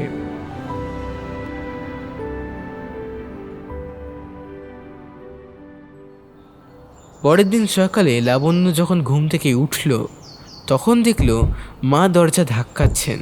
লাবু, এই লাবু, দরজাটা খোল। লাবণ্য তাড়াতাড়ি এসে নিজের ঘরের দরজা খুলে দিল। হনন করে হেঁটে ঘরে ঢুকে দরজা বন্ধ করে দিলেন দীপা দেবী। কিছু হতে কি আর কিছু বাকি রয়েছে? ওই ক্যামেরাম্যান ছেলেটা, কি যেন নাম ওর, ঋতু না? ওর সঙ্গে তোর কি চলছে? সত্যি করে বলবি। একদম আমাকে মিথ্যে কথা বলবি না লাবু। লজ্জায় আমার মাথা কাটা যাচ্ছে। বাড়ি ভর্তি লোকজন, সবার মুখে ওই এক কথা, লাবু আর ওই ক্যামেরাম্যানটার মধ্যে নাকি গুজগুজ ফুসফুস করে প্রেম বিনিময় চলছে। ভুলে যাস না লাবু, তোর বাবা এই শহরের একজন নামকরা উকিল, আর তার মেয়ে হয়ে তুই কিনা একটা সামান্য ক্যামেরাম্যানকে? না না, এ কিছুতেই হতে পারে না। বিয়ে বাড়িতে এখন ইপসিতার বিয়ে নিয়ে কম তোর আর ওই ঋতুর আলোচনা শোনা যাচ্ছে। তোকে নাকি অনেকবার ওই ছেলেটার সঙ্গে দেখেছে অনেকেই। আচ্ছা মা, তোমার কি আমাকে একটুও বিশ্বাস হয় না? একবার তোকে বিশ্বাস করেই ওই আগের ছেলেটার সঙ্গে বিয়ে দিতে গিয়েছিলাম। তারপর কি কাণ্ড হয়েছিল মনে নেই? একটা কথা কান খুলে শুনে রাখলাম, আরও একটা ভুল করিস না। ছেলেটাকে বারণ করে দে। এই বলে ঘর থেকে বেরিয়ে গেলেন দীপা দেবী। লাবণ্য দরজা বন্ধ করে হাউমাউ করে কেঁদে উঠল। সে যে ভয়টা পেয়েছিল সেটাই ঘটল। দীপা দেবী একটু পুরনো দিনের মানসিকতা সম্পন্ন। যেমন সহজে বিশ্বাস করে নেন, তেমনি সহজে অবিশ্বাস করতেও পারেন তিনি। ঋতুর সঙ্গে সম্পর্ক এগোতে দেবেন না দীপা দেবী। এদিকে ঋতু লাবণ্যর ব্যাপারে একেবারে নাছোড়বান্দা। ঋতু যদিও এসব ব্যাপারে এখনো জানে না, কিন্তু তার এসব জানতে বেশি সময় বাকি রইল না। আসতে পারি? আরে হ্যাঁ হ্যাঁ, এসো এসো, বলো। ঋতুদা, একটা ব্লান্ডার হয়ে গেছে। ইপ্সিতার মুখে সমস্ত কথা শোনে ঋতু। মনে মনে ভয়ও হয় তার। প্রফুল্লবাবু যদি জানতে পারেন তাহলে কি হবে? যদি কোনো আইনি পদক্ষেপ নেন, যদি তাদের ভবিষ্যৎটা নষ্ট হয়ে যায়, আর লাবণ্যরই বা কি হবে? তাহলে এখন কি করা যায়? শোনো শোনো, কিচ্ছু করা দরকার নেই। তবে আমার দিদির সঙ্গে এই বিয়েবাড়ির কটা দিন কোনো যোগাযোগ রেখো না। লোকের আন্দাজকে ভুল প্রমাণিত করে দাও। বিয়েটা হয়ে যাক, আমি ঠিক সুযোগ করে বাবাকে বলবো। আমার মনে হয় বাবা মত করবে না এটা নিয়ে। প্লিজ। বাবার সাথে কথা বলবে মানে? স্যারকে তুমি কি বলবে? তুমি সত্যি করে বলো তো, তুমি কি সত্যি আমার দিদিকে ভালোবেসে ফেলেছো? আসলে ভালোবাসি কিনা জানি না, তবে ভালো লাগে, হ্যাঁ খুব ভালো লাগে। কারণ মাত্র কয়েকদিনের আলাপে ভালোবাসা হয়েছে এটা বলা ভুল, তবে ভালো লেগে গেছে, যা এর আগে অন্য কাউকে দেখে মনে হয়নি। বিয়ে করবে আমার হতভাগ্য দিদিকে? করব। ডোন্ট ওয়ারি, বাবার সঙ্গে আমি কথা বলবো। তুমি শুধু কদিন মন দিয়ে আমার বিয়ের ফটো ভিডিও করো। আর এখন দিদির সঙ্গে বেশি কথা বলার চেষ্টা করো না, সকলে সন্দেহ করছে। দুপুরে আইবুড়ো ভাতের অনুষ্ঠান চলছে। সকলের মন আজ ভারাক্রান্ত। বাড়ির ছোট মেয়ের এই বাড়িতে আজ আইবুড়ো ভাত খাচ্ছে। এরপর থেকে সম্পর্কগুলো একেবারে পাল্টে যাবে। সব সময় ঘর আলো করে থাকা মেয়েটা অতিথি হিসেবে উপস্থিত হবে। মা দীপাদেবীর চোখের জল বাঁধ মানে না, সেই দৃশ্যই ক্যামেরাবন্দি করতে ব্যস্ত ঋতু। এমন সময় একটা ফোঁস করে শব্দ ঋতুর কানে এলো। কিরে, তোর কি হইল আবার? দাদা, আমার কান্না পাচ্ছে। কেস করেছে সে? কি রে, কেন? ইপসিতার কালকে বিয়ে হয়ে যাবে, ওর ঘরটাও ফাঁকা হয়ে যাবে। ওর মা কাঁদছে দেখে আমারও কষ্ট হচ্ছে। খোদা, কাকে নিয়ে আমি কাজ করছি? দেখ ভাই, তুই যদি সিরিয়াস হয়ে কাজ করতে পারিস তাহলে থাকবি, নাহলে কিন্তু পরের বার থেকে তোকে আর আমি আনবো না। হাসতে গিয়েও যেন হাসিটা চাপা পড়ে যাচ্ছে ঋতুর। মনটা খালি লাবণ্যর দিকেই পড়ে আছে। লাবণ্য যদিও আজ নিজে থেকেই এসে দাঁড়িয়েছে আইবুড়ো ভাতের স্টেজের কাছে, বোনের পাশেও বসেছিল সে। দীপাদেবী খানিক শঙ্কার চোখেই তাকিয়েছিলেন ঋতুর দিকে। ভয় পেয়েছিলেন হয়তো ঋতু যদি লাবণ্যর মন নিয়ে খেলা করে। এভাবেই কেটে গেল সেদিনটা। ওদিন আর তেমন দেখা হয়নি লাবণ্য ও ঋতুর। ঘরে বসে থেকে থেকে আর ভালো লাগছিল না প্রণবের, তাই ঋতুর কাছে অনেক আবদার করতে বাইরে থেকে একটু ঘুরে এলো তারা। তারপর রাতের খাওয়া দাওয়া সেরে ক্যামেরায় তোলা ছবিগুলো দেখে নিচ্ছিল ঋতু। তখনই লাবণ্যের ছবিগুলো সামনে আসতেই মনটা ব্যাকুল হয়ে উঠল তার। কি যে হচ্ছে তার সঙ্গে? এমন অসম ভালোবাসা কি আদেও পরিণতি পাবে? বাড়িতে বাবা জানলেও কি মেনে নেবে? লাবণ্যকে স্ত্রীর মর্যাদা দিতে চাইলেও কি দুবারই তা মেনে নেবে? ঘুম আসছিল না তার। বাইরের বারান্দায় এসে সিগারেট ধরালো সে। রাত প্রায় 1:30 বাজে। আবার ভোর 3টের সময় উঠতে হবে দধিমঙ্গলের ভিডিও করতে। ক্যামেরাটা তখন হাতেই ছিল তার। লাবণ্যর ফটোগুলোই বারবার দেখছিল সে। ক্যামেরাটা দেখান। কি? ক্যামেরাটা দেখান। এই বলেই ঋতুর হাত থেকে ক্যামেরাটা কেড়ে নিল লাবণ্য। তারপর সে যা দেখল তার জন্য সে একেবারেই প্রস্তুত ছিল না। কাঁপা কাঁপা গলায় লাবণ্য বলল, এটা এটা কে? হ্যাঁ, এটা আপনি লাবণ্য? না না, এ হতে পারে না। আমি খুব কুৎসিত, আমায় এমন দেখতে হতেই পারে না। না লাবণ্য, কে বলেছে আপনি অসুন্দর? যার নামই লাবণ্য সে কি করে কুশ্রী হয়? লাবণ্য নিজের ছবিগুলো দেখে একেবারে অবাক। ঋতু কখন তার অজান্তেই এসব তুলেছে কিছু বুঝতে পারেনি লাবণ্য।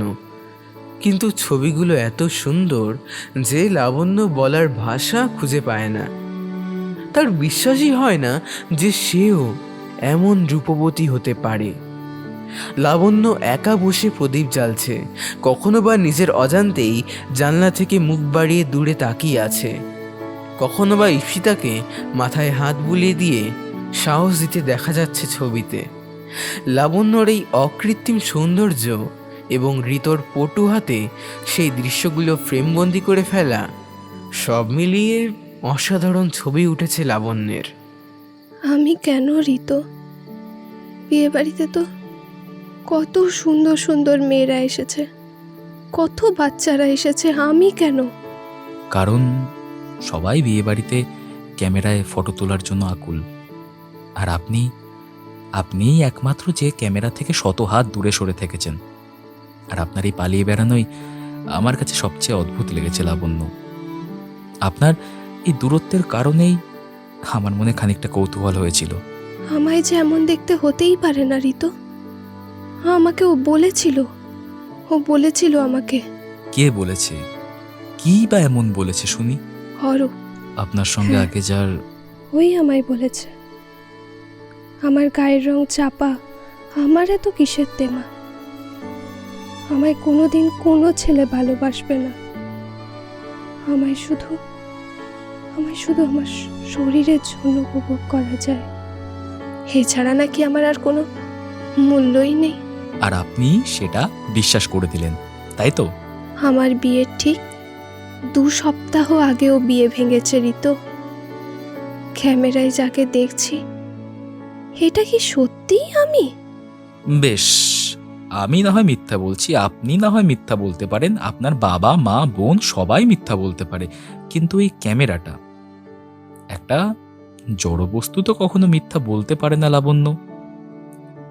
আপনি শুধু নিজেকে বিশ্বাস করাটা ছেড়ে দিয়েছেন।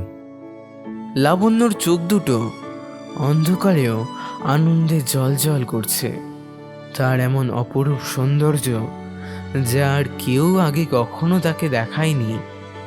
তার ঋতু তাকে চোখে আঙুল দিয়ে দেখিয়ে দিতে চেষ্টা করেছে মাত্র। আপনাকে প্রথম দিন ওই ব্যালকনিতে দেখেই আমার ভালো লেগে গিয়েছিল। আপনার চোখের চাহনি আমায় মুগ্ধ করেছিল।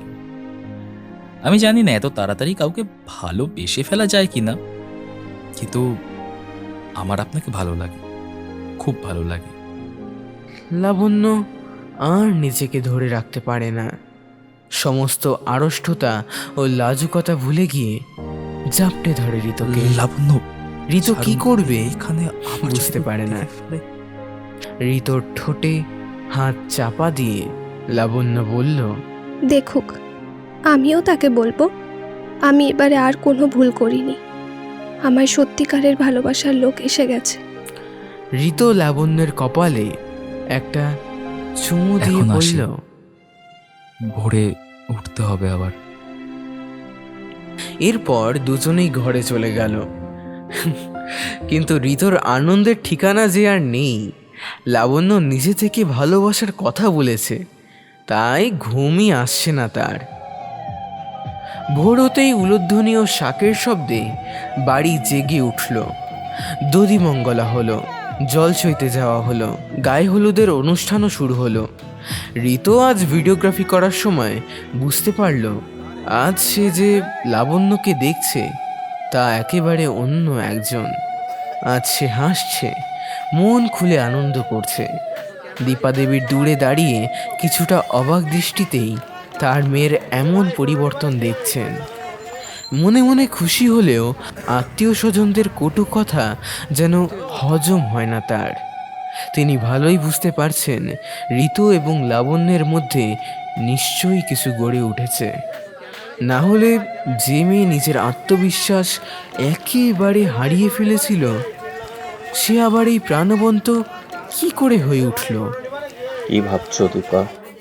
ভাবছি আত্মীয়রা যা বলছে তাই যদি ঠিক হয়। কি ঋতু আর লাবণ্যর ব্যাপারটা? হ্যাঁ, হলে হবে, এত দুশ্চিন্তার কি আছে? দুশ্চিন্তা করব না।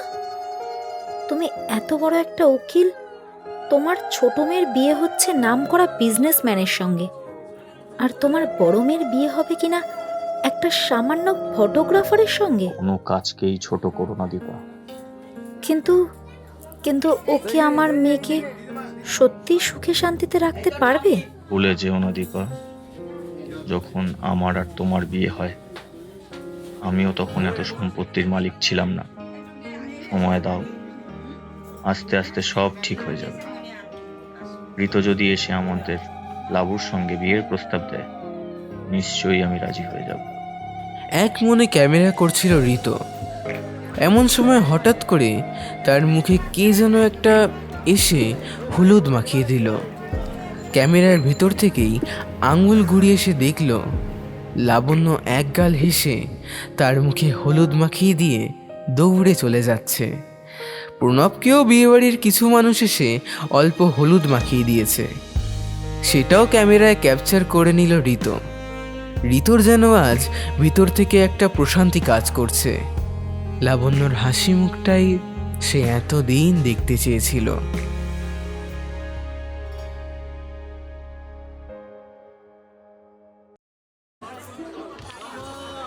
গোধূলি লগ্নে বিয়ে। বিয়ের সমস্ত নিয়মকানুন ক্যামেরায় বন্দি করতে ব্যস্ত ঋতু ও প্রণব। লাল টুকটুকে বেনারসি পরে ইপসিতা এসে উপস্থিত হয়েছে ছাদনাতলায়। সানাই, শঙ্করধ্বনি ও উলুধ্বনির গন্ধে গোটা এলাকা মুখরিত। সব শেষে এলো সিঁদুরদানের সেই মুহূর্ত। ঋত দেখল লাবণ্য একটু দূরে সরে গিয়ে লুকিয়ে কাঁদছে আর চোখ মুছে হাসার চেষ্টা করছে। বোনের চলে যাওয়ায় ভীষণ কষ্ট হচ্ছে তার। বাসর রাত সেদিন জাগা হলো। অনেক নাচ গান, হইহুল্লোর ফ্রেমবন্দি করলো তারা। সব কিছু মিটে এলো একটা মেয়ের জীবনের সবচেয়ে কষ্টের মুহূর্ত, কনে বিদায়। প্রফুল্লবাবু গোটা বিয়ে বাড়িটা হাসি মুখে কাটালেও বিদায়ের সময় আশীর্বাদ করতে গিয়ে তিনিও কেঁদে ফেলেন। দীপাদেবীও এক কোণে বসে চুপ করে কেঁদে চলেছেন। সেই সমস্ত মুহূর্ত ক্যাপচার করতে গিয়ে ঋতুর কেমন যেন একটা কষ্ট হচ্ছিল। মানুষ দুঃখের স্মৃতিগুলো মনে রাখবে বলে তো আর তাদের ডাকে না। তাহলে এত নিষ্ঠুরভাবে কি করে এত কান্নাকাটি তারা শ্যুট করে? ক্যামেরায় নামিয়ে দিল ঋতু। ঘটনার গম্ভীরতা তারা উপভোগ করতে লাগলো। কিছুক্ষণ পর সে লাবণ্যকে কোথাও খুঁজে পাচ্ছে না। তারপর এক আত্মীয়া গিয়ে তাদের ঘর থেকে লাবণ্যকে মণ্ডপে আনতেই বোনকে জড়িয়ে ধরে কান্নায় ভেঙে পড়ে সে। ইপসিতাও যেন আর নিজেকে ধরে রাখতে পারে না। অবশেষে যখন সে চলে যায় তখনও লাবণ্য এক কোণে দাঁড়িয়ে কেঁদে চলেছে। ঋতু তার দিকে এগিয়ে গিয়ে তাকে তার রুমালটা হাতে ধরিয়ে দিল। এত বড় বাড়িটা আজ থেকে পুরো ফাঁকা হয়ে গেল। তুমি ভিডিও করনি? না, কিছু কিছু কান্না ক্যামেরাবন্দি করতে নেই, বিশেষ করে দুঃখের কান্না। মাঝে মাঝে সেগুলোকে নিজেদের মতোই ছেড়ে দিতে হয়। দুঃখ ভাগ করে নিতে হয়, চাপিয়ে দেওয়া যায় না কারোর ওপর। লাবণ্য মন্ত্রমুগ্ধ চোখে ঋতুর দিকে তাকিয়ে রইল। কোণে বিদেয় হয়ে যাওয়ার কিছুক্ষণ পর ঋতু ও প্রণব প্রফুল্লবাবু ও দীপাদেবীর কাছে বিদায় নিতে আসে। তাহলে আজ আসি স্যার, আমাদের কাজ শেষ। আপনাকে অসংখ্য ধন্যবাদ এতদিন আমাদের আপ্যায়ন করার জন্য। এবার বিদায় দিন। আচ্ছা বাবা, এসো। আর যদি কোনো কারণে ভুল বোঝাবুঝি হয়ে থাকে তার জন্য। এ বাবা, স্যার কি করছেন? না না, আপনি একদম নিশ্চিন্তে থাকুন। আমি সময় মতো বিয়ের ফটো, ভিডিও, অ্যালবাম সব দিয়ে যাব। হ্যাঁ, আজ আসি। গাড়িতে ওঠার সময় একবার সেই 3 তলার ব্যালকনিতে চোখ রাখে ঋতু। দেখে সেখানে লাবণ্য দাঁড়িয়ে আছে জলে ভেজা চোখ নিয়ে। তার দিকে তাকিয়ে একটু মুচকি হাসি দিল ঋতু, যেন আশ্বাস দিল আমি ফিরে আসবো আবার।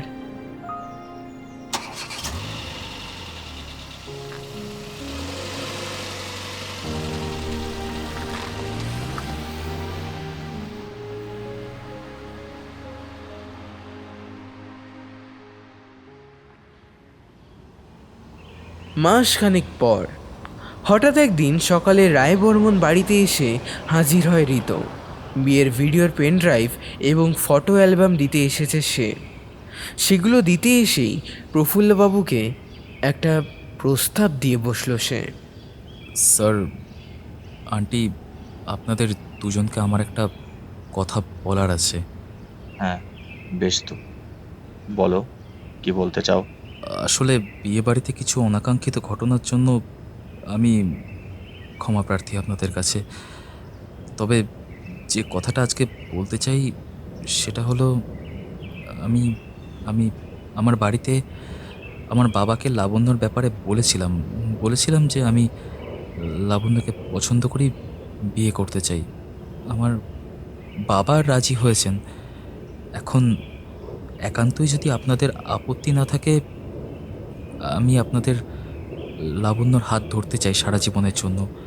হয়তো আমার টাকা পয়সা কম, অতটা বিলাসিতা আমি ওকে দিতে পারবো না, তবে কথা দিচ্ছি ওর মুখের হাসিটা আমি কখনো কম হতে দেব না, কথা দিচ্ছি। ঋতুর কথায় রাজি হয়ে গেলেন দম্পতি। বিশেষ করে প্রফুল্লবাবুই দীপাদেবীকে বুঝিয়েছিলেন, অগাধ সম্পত্তি থাকলেই মানুষ ধনী হয় না, ধনী হতে গেলে বড় মন লাগে। যে ঋতু হারিয়ে যেতে থাকা লাবণ্যকে ফিরিয়ে আনতে পারে, সেই তাদের লাবণ্যর একমাত্র জীবনসঙ্গী হওয়ার অধিকারী। ঋতুর বিয়ের প্রস্তাব নিয়ে আসার কথা শুনেছে লাবণ্য। আজ খুব খুশি সে। বাবা মা রাজি। ঈপ্সিতার বিয়ের অ্যালবামটা একা ঘরে বসে দেখছিল সে। তখনই সে খেয়াল করল বড় অ্যালবামটার সঙ্গে আরও একটি ছোট অ্যালবাম রয়েছে। সেটি খুলে দেখতেই লাবণ্য একেবারে অবাক হয়ে গেল।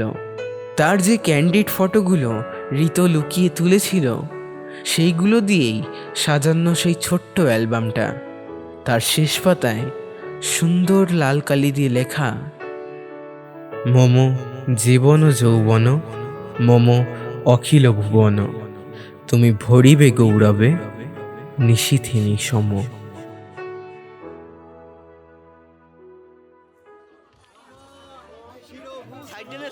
6 মাস পর রায়বর্মন বাড়ি আবার সেজে উঠেছে। রজনীগন্ধা, গোলাপ ফুলের গন্ধ সুরভিত চারিদিক। হ্যাঁ, আজ লাবণ্য ও ঋতুর বিয়ে। খুব বেশি বড় করে আয়োজন হয়নি, লাবণ্য চাইনি তাই। শুধু কাছের কিছু মানুষ, আত্মীয় স্বজন এবং বন্ধু বান্ধবদের নিয়ে সম্পূর্ণ হবে বিয়ে। যারা লাবণ্যকে উঠতে বসতে খোঁটা দিয়েছিল, তাদের স্থান হয়নি এই বিয়েতে। খুব সুষ্ঠুভাবে বিয়েটা সম্পূর্ণ হয়েছে তাদের। লাবণ্যর মুখে এক গাল হাসি, হাতে শাখা পলা, মাথা ভর্তি সিঁদুর, চোখ দুটো ভরে আছে এক রাশ বিশ্বাস ও প্রচুর স্বপ্নে। পরনে লাল টুকটুকে বেনারসি। ঋতু এখন যাকে দেখছে, সেই লাবণ্য আর আগের লাবণ্যের মধ্যে এখন আকাশ পাতাল পার্থক্য। যে লাবণ্য ক্যামেরা দেখলেই লুকিয়ে পড়তো, সেই এখন আত্মবিশ্বাসের সঙ্গে এক গাল হেসে ক্যামেরার দিকে তাকিয়ে দিব্যি সুন্দর সুন্দর পোজ দিয়ে ছবি তুলছে। আর ক্যামেরার সঙ্গে আড়ি নেই তার। এই প্রণব, এই ওদিকে কি দেখছিস? হ্যাঁ, এইদিকে এইদিকে বৌমার সঙ্গে ঋতুর একটা ভালো করে ছবি তোল দেখি। ওকে কাকু, নো চাপ।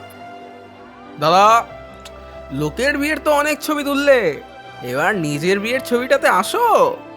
দেখি দেখি দেখি, ক্যামেরার দিকে সবাই ফোকাস,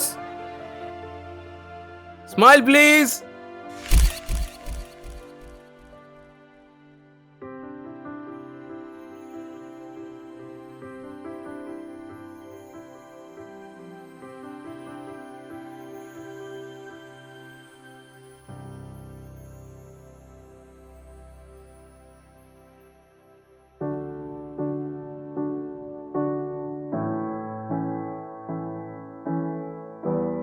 দেখুন মশাই, আপনি প্রেমে পড়বেন কি পড়বেন না সেটা আপনার নিছক ব্যক্তিগত ব্যাপার, সেখানে আমরা কোনো হস্তক্ষেপ করতে পারি না। তবে যে বিষয়ে আমরা হস্তক্ষেপ করতে পারি বা করাটা উচিত, সেটা হচ্ছে যে আমাদের চ্যানেলটা একটু সাবস্ক্রাইব আর লাইক যদি করে দিতেন। মানে গল্প বলতে তো একটু কষ্ট হয় মশাই, একটু সাবস্ক্রাইব করে দিন না, ভালো লাগে, মোটিভেশনটা একটু পাই। অ্যান্ড ভিডিওটা লাইক করে দিন যদি ভালো লাগে তো। অ্যান্ড যদি খারাপ লাগে বা ভালো লাগে, তাহলে কমেন্ট সেকশনে সেটা জানান যে কী কারণে ভালো লাগলো বা কী কারণে খারাপ লাগলো। তবে কি করব বলুন, বিয়ের নিমন্ত্রণ একটাও পাইনি আমরা কেউ, সেই জন্য গল্প করেই সেই স্বাদটা মেটাতে হচ্ছে। অ্যান্ড ওই দুধের স্বাদ ঘোলে মেটানো আর কি। তো এই দুধের স্বাদ ঘোলে মেটাতে গিয়ে আমরা যারা যারা এই ব্যাপারটা বানিয়েছি, তাদের নামগুলো চলুন একবার বলি। ঋতু এবং মুকুলবাবুর ভূমিকায় যে ছিল সেটা হচ্ছে প্রিয়াংশু। লাবণ্যর ভূমিকায় ছিল অঙ্কিতাদি। ঈপ্সিতার ভূমিকায় ছিল সায়ন্তিকা। দীপাদেবীর ভূমিকায় ছিল পিয়ালি। প্রফুল্লের ভূমিকায় ছিল শুভজিৎ। মাসির ভূমিকায় ছিল প্রিয়াঙ্কা। দুজন প্রতিবেশীর ভূমিকায় ছিল রিয়া এবং অরিত্রা। বনমালীর ভূমিকায় ছিল ধীরাজ। এবং সবশেষে প্রণব আর গল্প পাঠে ছিলাম আমি, শুভদীপ। এই গল্পের প্রজেক্ট ম্যানেজার হিসেবে ছিল অরুণোদয় ব্যাপারী। এই গল্পের সাউন্ড আর পোস্টার ডিজাইনে ছিলাম আমি, শুভদীপ, টিপি। অ্যান্ড সবশেষে গল্পের সমগ্র পরিচালনায় ছিল প্রিয়াংশু অধিকারী। তো যাই হোক, আমাদের আজকের গল্প এখানেই শেষ। আজকে বিয়ে ভাত কি বলছি, আজকে বিয়েটা দিলাম, পরের দিন বউ ভাত হবে। জানি না আমরা কবে আবার ফিরে আসবো, তবে চেষ্টা করবো তাড়াতাড়ি ফিরে আসার। ততক্ষণের জন্য just chill and live in the moment with one and only গল্পতেই জব্দ, কারণ যেখানে শব্দ থামে সেখানে গল্প নামে।